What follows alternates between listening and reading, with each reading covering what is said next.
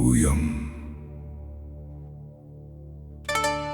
Alas, amidst the host of heroes at Liangshan, a band teeming with men of mighty arm and spear, there stood one who, armed with nothing but a feather fan, could turn the very tide of events within the marshlands.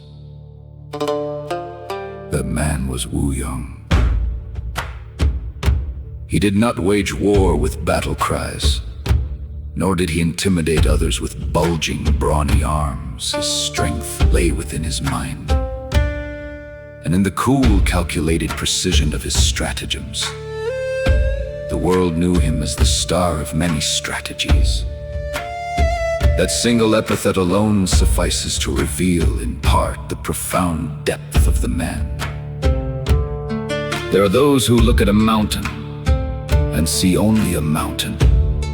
Yong, however, looked at a mountain and saw where troops might be concealed behind it, where battle formations could be deployed before it, and where traps for the human heart could be laid beneath it.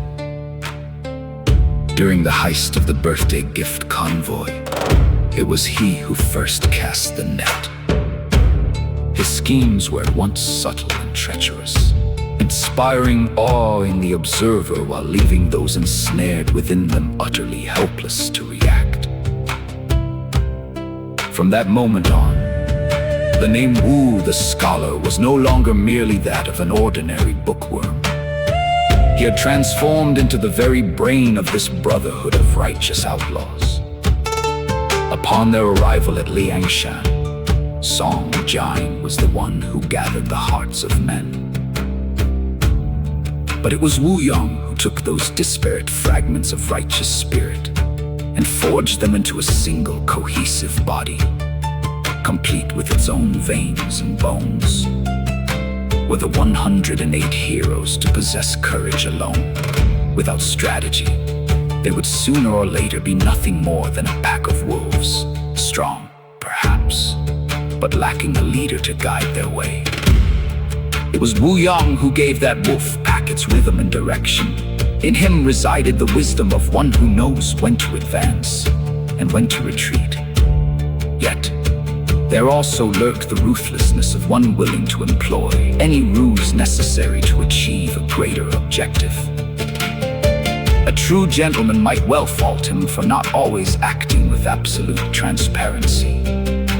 But in the chaotic world of outlaws, amidst times of turmoil, one cannot easily survive by relying solely on unblemished virtue.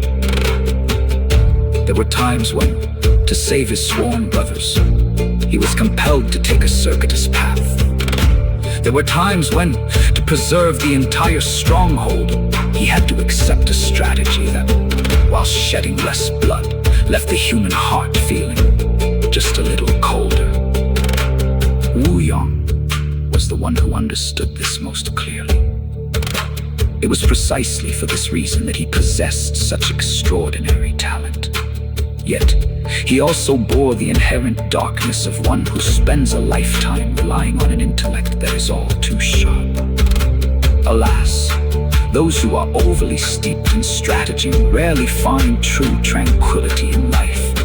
For with every step they take, they perceive 10 potential perils lurking just behind them. In the end, upon Song Jiang's death, he could no longer bear to remain in this world, to witness yet another cycle of right being twisted into wrong.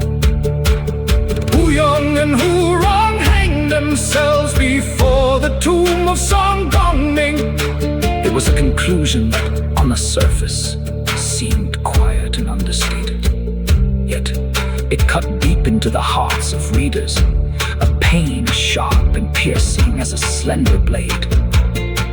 For he who had lived so utterly by his wits ultimately failed to save his comrades, just as he failed to save the very dream he had poured his entire mind and soul into building. That death did not dim the luster of his name. It merely caused the chilling solitude of the star of wisdom, a life lived in constant calculation, to sink and waters of Liangshan.